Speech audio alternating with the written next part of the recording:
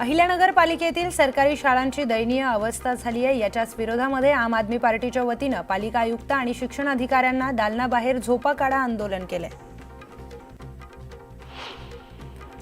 चोपडा पोलिसांच्या वतीने शालेय आणि महाविद्यालयीन विद्यार्थ्यांसह महिला कर्मचाऱ्यांसाठी पिंक बॉक्स उपक्रम राबवण्यात येतोय। या उपक्रमातून विद्यार्थ्यांना कुणी त्रास दिल्यास त्यांची लेखी तक्रार पोलिसांकडे देता येणार आहे। बैलपोळा अवघ्या 2 दिवसांवर येऊन ठेपलाय, त्यासाठी बाजारपेठाही सजल्यात। मात्र शेतकरी आधुनिक पद्धतीने शेती करण्यात व्यस्त असल्याने बैलांची संख्याही कमी झाली आहे। त्यामुळे यंदा पोळ्याच्या सणावर मंदीचं सावट घोंघवतंय। कीर्तनकार संग्राम भंडारे यांच्या विरोधामध्ये पुण्यात बॅनरबाजी करण्यात आली आहे। आम्हाला नथुराम गोडसे व्हावं लागेल अशी धमकी दिल्यानंतर ही लढाई तुकाराम विरुद्ध नथुरामाची आहे। नथुरामचे गोडवे गाणाऱ्या समाजकंटकांना महाराष्ट्र भूमीत थारा दिला जाणार नाही अशा आशयाचे बॅनर लावण्यात आले। धरण गाव पालिकेकडून अतिक्रमण हटाव मोहीम राबवण्यात आली आहे। छत्रपती शिवाजी महाराज कॉम्प्लेक्स आणि बाजारपट्टा परिसरामध्ये ही कारवाई करण्यात आली। जेसीबी सह ट्रॅक्टरच्या मदतीने टपऱ्या हटवण्यात आल्या।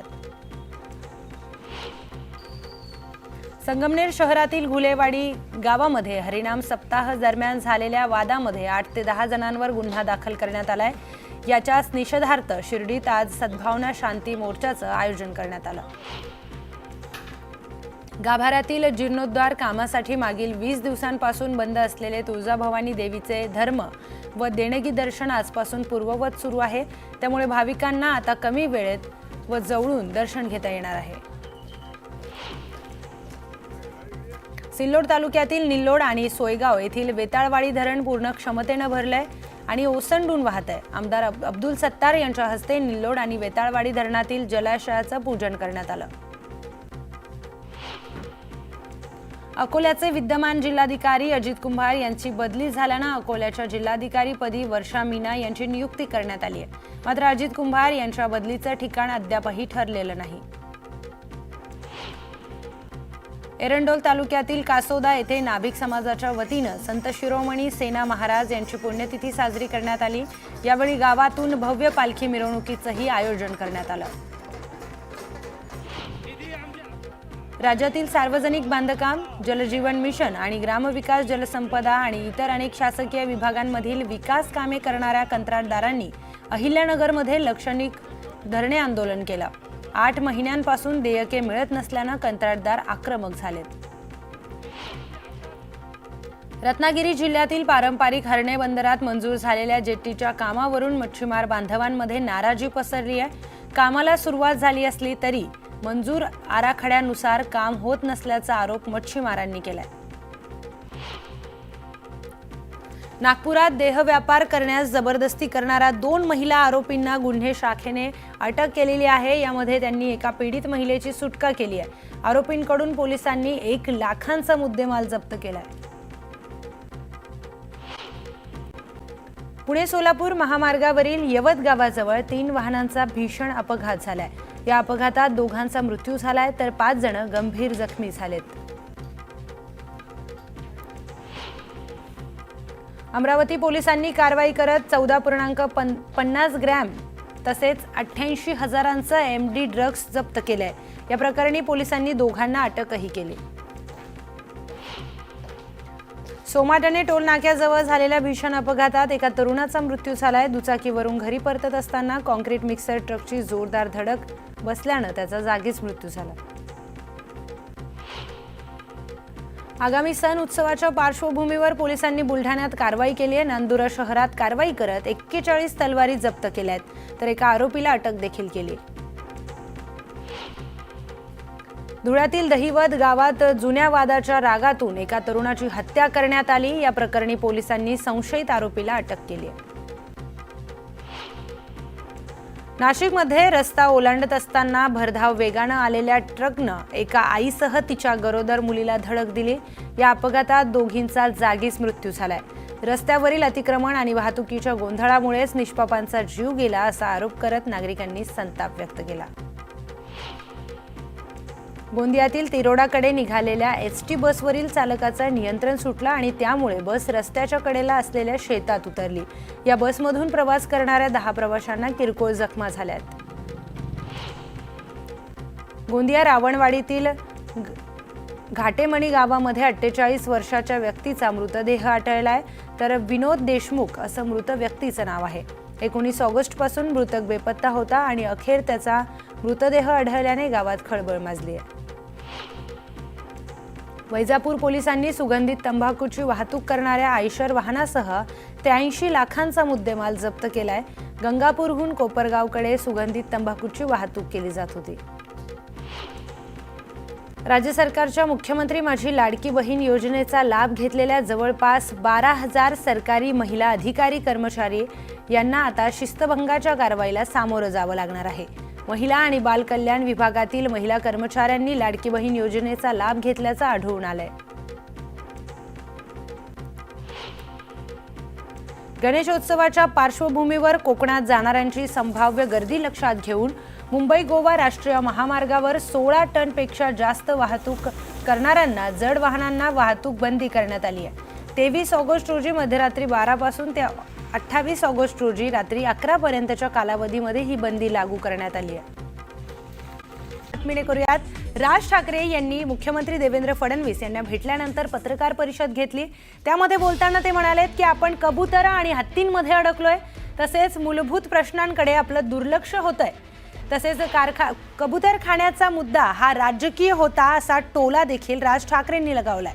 दरम्यान जाणीवपूर्वक वाद घडवले जातात, तर वाद घडवण्यासाठीच हे विषय काढले जातात अशी ही टीका राज ठाकरेंनी केली आहे. त्यामुळे वाद घडवणाऱ्यांना फारसं महत्त्व देऊ नये, तसेच कुठे रिस्पॉन्स दिला पाहिजे हे आम्हाला कळतं असा टोला देखील त्यांनी लगावलाय. तर आंदोलनावरून त्यांनी हा टोला लगावला.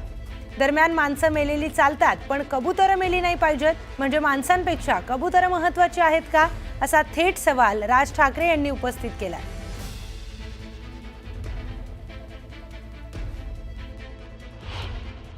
काय झालंय, आपण कबुतरं, हत्ती आणि इतर गोष्टींमध्ये आपण इतके अडकलोय की या ज्या मूलभूत समस्या ज्या आहेत याच्याकडे कोणाचंच लक्ष नाही.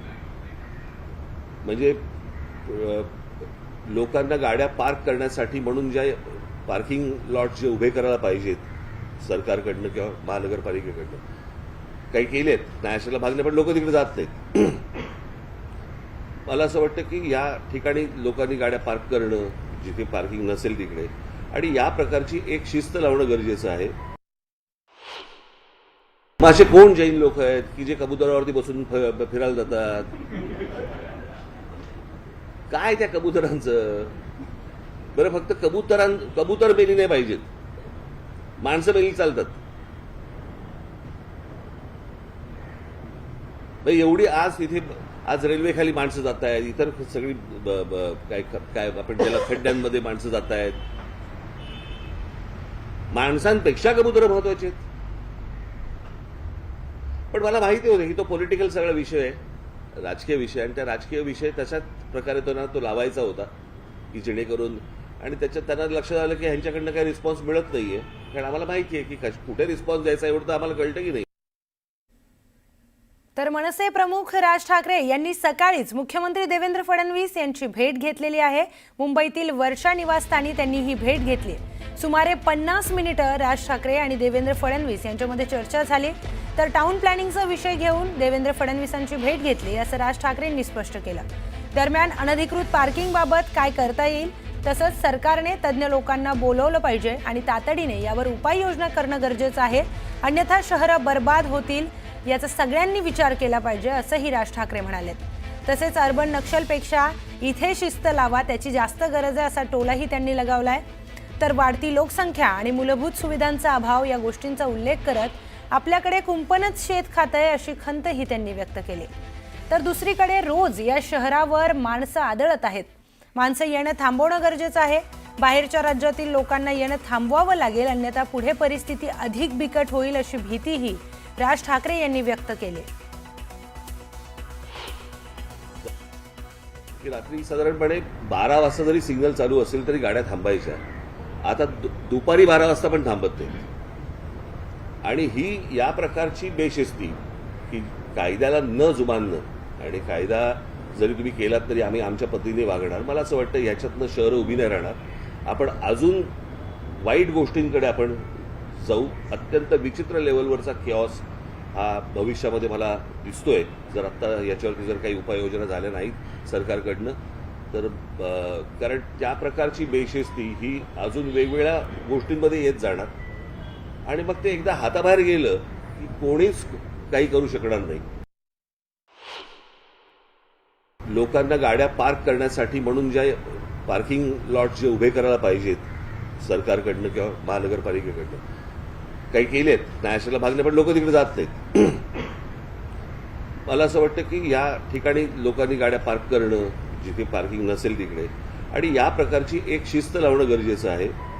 अनेक ठिकाणी ज्या बाहेरच्या राज्यांमधनं लोक आलेत, बाहेरच्या प्रदेशामधनं लोक आलेत, जे आज ओला आणि इतर टॅक्स्या आणि रिक्षा आणि सगळ्या गाड्या चालवत आहेत त्यांना माहितीच नाहीये या शहरांमध्ये काय प्रकारची सिस्टीम असली पाहिजे, कुठे गाड्या पार्क केल्या पाहिजेत, कुठे लावल्या पाहिजेत.